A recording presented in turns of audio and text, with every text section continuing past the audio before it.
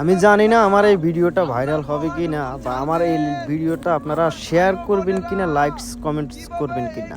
তবে এই ভিডিওটা দেখে কিছু কথা বলতে ইচ্ছে হলো আমার। ইনি একজন ইমাম, একটা মসজিদের ইমাম। ফজরের নামাজের সময় তিনি মহল্লায় মহল্লায় হেঁটে হেঁটে মহল্লাবাসীদেরকে নামাজের দাওয়াত দিচ্ছে, মসজিদে আহ্বান করছে আল্লাহর হুকুম মান্য করার জন্য, আল্লাহর হুকুম আদায় করার জন্য।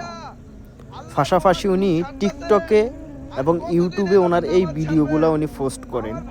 তো আমি ওনার এই ভিডিওটা দেখার পরে ওনার টিকটক আইডিটা আমি একটু ঘুরে দেখলাম। ওনার অনেকগুলো ভিডিওতে দেখতেছি উনি চোখের পানি ছেড়ে মসজিদে নামাজের সময়, জোহরের নামাজ, আসরের নামাজ, মাগরিবের নামাজ, এশার নামাজ এবং ফজরের নামাজের সময় অনেকগুলা ভিডিও করছে, এবং সাথে তিনি অজস্র চোখের পানি জড়িয়ে কান্না করে কথাগুলো বলতেছেন যে শুধুমাত্র লাইকস কমেন্টসের আশা নিয়ে আমি এই ভিডিওগুলো করি না।